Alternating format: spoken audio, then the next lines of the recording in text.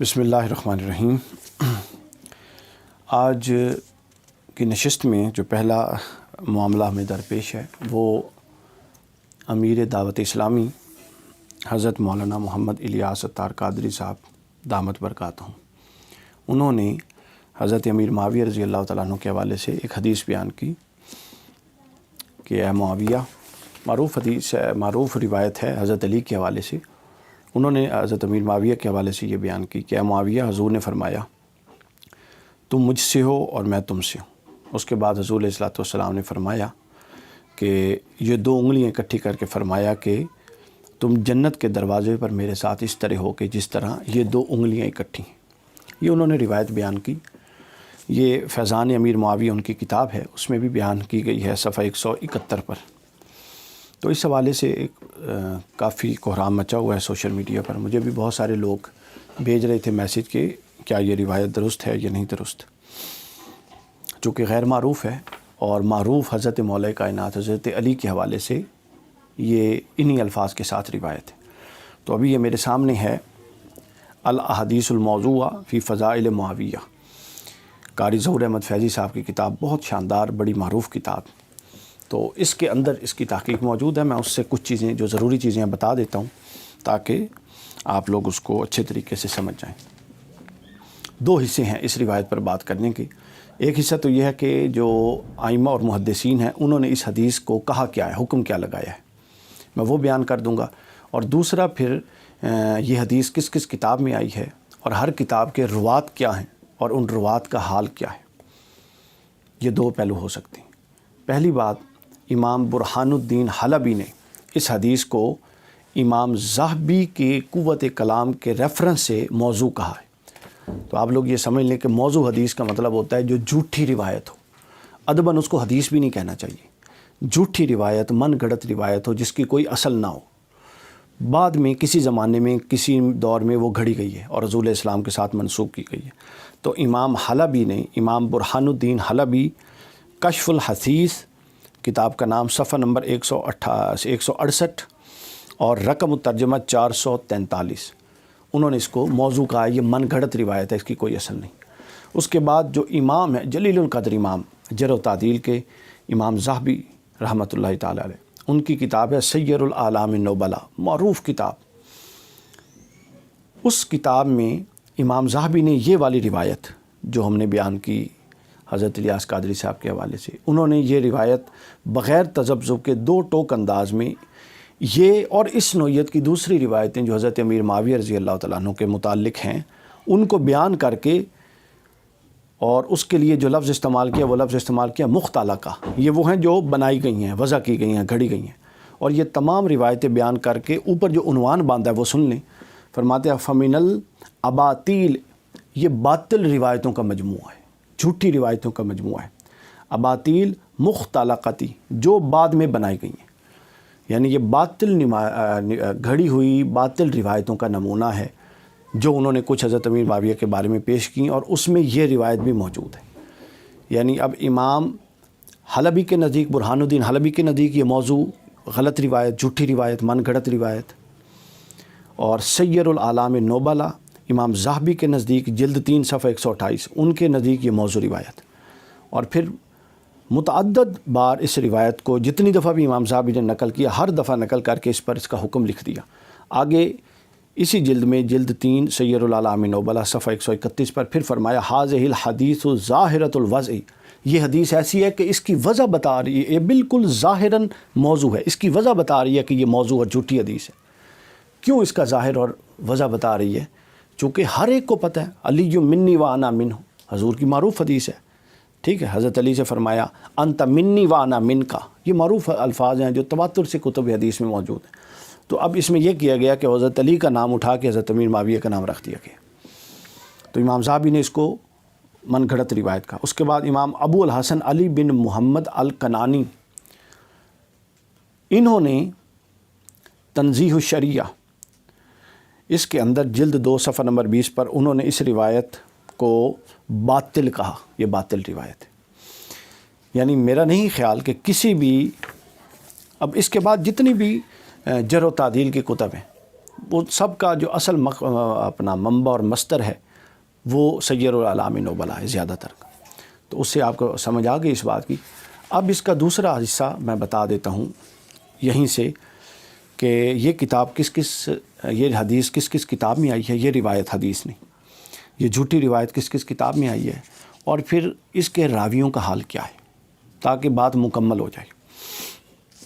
یہ روایت سب سے پہلے جو بیان کی گئی ہے, یہ روایت بیان کی گئی ہے مسند الفردوس میں. مسند الفردوس میں یہ روایت بیان ہے, اور مسند الفردوس میں اس کے اندر ایک راوی ہے عبدالعزیز بن یحییٰ. امام لالکائی نے بھی اس کو موضوع کہا, اور عبدالعزیز بن یحییٰ کے حوالے سے ہے کہ یہ وہ شخص تھا جس سے امام بخاری نے حدیث نہیں لی. امام بخاری کہا کرتے تھے یہ حدیثیں گھڑتا ہے. ابراہیم بن منذر نے حدیث نہیں لی, وہ کہتے تھے یہ جھوٹا ہے. مؤصب بن زبیری نے اس کو کذاب کہا, یہ جھوٹا ہے. اور محدث عقیلی نے کہا یہ ثقہ راویوں سے غلط روایتیں ان سے منسوب کر کے آگے بیان کرتا تھا. جو مضبوط راوی تھے ان سے منسوب کرتا تھا اور جھوٹی روایتیں بیان کرتا تھا. اس کو تہذیب الکمال میں یہ روایت یہ موجود ہے جو میں نے 4 حکم بتائے. امام مزی, امام ذہبی اور حافظ ابن حجر اسقلانی. تہذیب الکمال جلد 18 صفحہ نمبر 219 پر, میزان الاعتدال جلد 2 صفحہ نمبر 636 پر, اور تہذیب التہذیب جلد 4 صفحہ نمبر 213 پر, اور تقریب التہذیب جلد 2 صفحہ نمبر 384 پر یہ موجود ہے کہ اس کے اندر جو ایک راوی تھا, اس راوی پر جس کا نام تھا عبدالعزیز بن یحییٰ, اس سے متعلق جو ائمہ کی رائے وہ بتا دی. دوسری اس کے اندر جو جس کتاب میں یہ بیان کی جاتی ہے وہ ہے امام خلال کی کتاب السنہ. اس میں یہ روایت بیان ہوئی ہے. اس میں جو راوی ہیں وہ ہیں اخبرنی حرب, پہلا راوی ہے حرب اس کا نام ہے. قال ثنا محمد بن مصفہ, دوسرا ہے محمد بن مصفہ, تیسرا ہے ان عبدالعزیز بن عمر, عبدالعزیز بن عمر, چوتھا ہے اسماعیل بن عیاش, پانچواں ہیں ان عبد الرحمن بن عبداللہ بن دینار. یہ 5 راوی ہیں اس میں, اور وہ اپنے باپ سے نقل کرتا. اب ان 5 راویوں کا حال سن لیجئے. پہلا راوی جو تھا حرب, تقریب التہذیب میں ہے کہ یہ جہاں پہ لکھتا تھا اس کے باپ کی نسبت ہی ثابت نہیں تھی, پتہ نہیں تھا اس کا باپ کون ہے. ہمیشہ آپ دیکھیں 4 نام میں نے لیے, محمد بن مصفہ, مصفہ کا بیٹا محمد, عبدالعزیز بن عمر ہیں, عبدالعزیز عمر کا بیٹا, اسماعیل بن عیاش, اسماعیل عیاش کا بیٹا. یہ ایک طریقہ ہے حدیث میں کہ باپ کا نام ساتھ آتا ہے, لیکن محدثین کہتے ہیں یہ حرب وہ بندہ ہے جو اکثر باپ کا نام ہی نہیں بتاتا تھا, اور بعض جگہوں پہ اس کے 3 باپوں کا نام ثابت ہے. ایک جگہ پہ اور نام, دوسری جگہ پہ اور نام, تیسری جگہ پہ اور نام. تو پھر ان محدثین نے کہا کہ جو اپنا باپ ثابت نہیں کر سکتا اس سے ہم حدیث بھی نہیں لیں گے. صحیح ہے نا. اگلا نام ہے اس میں جی, دوسرا راویہ محمد بن مصفہ. اس کے بارے میں جرح و تعدیل کے دونوں قول ملتے ہیں, اور امام ابن حجر اسقلانی نے تمام اقوال کا خلاصہ یوں لکھا کہ صدوقن, یہ سچا ہے ویسے, لیکن لہو اوہام وکان یدلس, اور اس کے کئی وہم ہیں اور وہ تدلیس کیا کرتا تھا, یعنی بعض اوقات فریب کاری بھی کیا کرتا تھا. اصول یہ ہے کہ اگر پوری راویوں میں ایک راوی بھی اس درجے کا ہو جائے جو اوپر جھوٹا حرب آ گیا جس کے باپ کا بھی نہیں پتہ, تو روایت فارغ. لیکن یہ دوسرے راوی کا حال بھی آپ نے سن لیا کہ وہ تدلیس کرتا تھا. تیسرے راوی کا حال سن لیجیے, عبدالعزیز بن عمر. اس سے متعلق ہے کہ یہ خطا کیا کرتا تھا, اکثر اس کی روایتوں میں خطا واقع ہوئی. یہ تقریب التہذیب میں سب کچھ موجود ہے. اس کے بعد چوتھا راوی تھا اسماعیل بن عیاش. یہ سن لیجئے, صدوقن فی روایت ہی ان اہل بلد ہی, یہ جب اپنے شہر کے لوگوں سے روایت کرتا تھا تو ٹھیک کرتا تھا. مخلطن فی غیرہم, اس کے علاوہ کسی سے کرتا تھا تو اس کو خلط ملط کر دیتا تھا. پانچواں راوی جیسے جی عبد الرحمن بن عبداللہ بن دینار. اس کے بارے میں لکھا ہوا ہے جی کہ یہ سچا ہے لیکن اکثر خطا کیا کرتا ہے. اور اسی کے بارے میں عبد الرحمن بن عبداللہ بن دینار کے بارے میں ایک امام کا قول تو یہ تھا کہ سچا ہے, اکثر خطا کرتا ہے. دوسرے امام جو تھے, امام ابن حبان, جو صحیح ابن حبان جنہوں نے مرتب کی, ان کا کال سن لیجئے اور آپ کو تسلی ہو جائے گی. کتاب المجروحین لابن حبان، مجروح لوگوں کی کتاب، یعنی ان میں ان لوگوں کا تذکرہ ہے جن سے روایت کرنا مجروح ہے، جن کا یعنی آپ مفہوم سمجھ رہے ہیں. امام ابن حبان فرماتے ہیں یہ اپنے باپ عبداللہ بن دینار سے روایت میں فحش غلطی کے ساتھ ساتھ ایسی روایتیں لاتا ہے کہ اس کی مطابقت نہیں کی جا سکتی، اس کو نہیں مانا جا سکتا. جب یہ روایت میں منفرد ہو تو اس سے دلیل لینا جائز نہیں. یعنی یہ ایسی روایت بیان کرے جو کہیں اور سے کسی اور طرق سے نہ آ رہی ہو تو پھر اس کی روایت نہیں لی جائے گی. کتاب المجروحین لابن حبان جلد 2 صفحہ نمبر 16. ہوگی جی تسلی سارے روایت. اس کے بعد اگلی آخری جو اس کا حوالہ ہے وہ یہ کتاب آئی ہے، یہ روایت آئی ہے، ابن عساکر نے اس کو روایت کی ہے تاریخ میں، اور اس میں ایک راوی ہے جو امام ابن عساکر نے لیا ہے. اس راوی کا نام ہے عبدالعزیز بن بحر. عبدالعزیز بن بحر اس کا نام ہے، اور خود امام ابن عساکر نے ہی لکھا ہے عبدالعزیز بن بحر ضعیف ہے. اور یہ جتنے روایتیں ہیں راوی ہیں نا، مثلا اس حدیث کو بیان کرنے میں اس روایت کو جتنے بھی راوی ہیں، امام ابن عساکر نے تاریخ ابن عساکر جلد 59 صفحہ نمبر 98 اور 99 پر جہاں یہ روایت بیان کی ہے، لطف کی بات دیکھیے، یعنی وہاں سے روایت تو لے لی گئی، وہ خود اس روایت کے بارے میں کیا کہہ رہے ہیں یہ نہیں لیا گیا.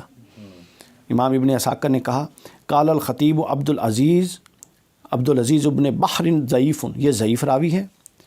ومن دونہ مجہولون، اور اس ایک یہ تو ضعیف ہے، کمزور ہے، اس کے علاوہ جو ہیں وہ سارے مجہول ہیں، ان کا پتہ ہی نہیں وہ ہیں کون، کس سے روایت آئی ہے.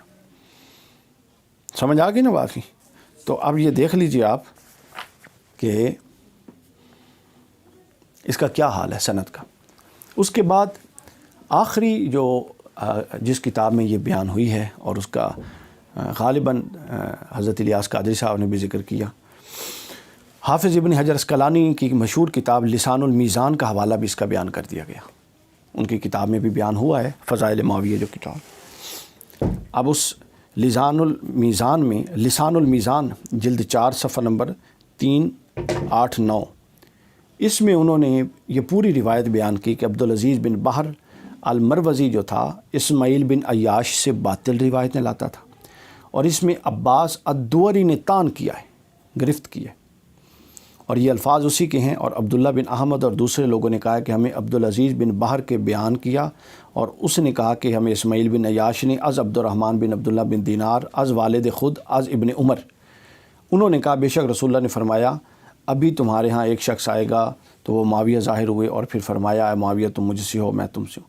یہ ساری روایت بیان کر کے اوپر انہوں نے حکم بتا دیا کہ عبدالعزیز بن بحر المروزی اسماعیل بن عیاش سے یہ جو روایت لایا ہے یہ باطل ہے.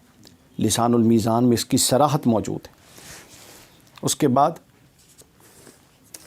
آخری المغنی فی الضعفاء، امام ذہبی نے ایک اور مقام پر اسی شخص کے بارے میں یہ کہا تھا، یہ جو ہے عبدالعزیز بن بحر اس حوالے سے فرماتے ہیں کہ عبدالعزیز بن بحر المروزی اسماعیل بن عیاش سے ایک جھوٹی روایت لایا ہے، اور اس میں اس کی طرف اشارہ ہے. تو آپ دیکھ لیجئے، پہلے میں نے حکم بیان کر دیا کہ کس کس امام کے نزدیک یہ روایت سرے سے جھوٹی ہے. پھر اس کے بعد یہ جو ہے الاحادیث الموضوعہ فی فضائل معاویہ، اس سے میں نے روات کے حال بھی بیان کر دیے اور پڑھ کے بیان کر دیے اختصار کر کے تھوڑے، کہ یہ جتنی حدیث کی کتابوں میں آئی ہے ان کتابوں میں بعض جگہوں پر تو خود اس پر حکم موجود ہے، اور جہاں اس پر حکم موجود نہیں ہے وہاں ائمہ جرح و تعدیل نے ان روات پر جو حکم لگائے ہیں اس کو پیش نظر نہیں رکھا گیا. تو یہ حدیث بالکل جھوٹی روایت ہے، یہ موضوع ہے، اس کو بیان نہیں کرنا چاہیے. یہ بنو امیہ کے دور میں جب روایتیں گھڑی گئیں اہل بیت اطہار کی برابری کے لیے، یہ اس دور کی روایت ہے.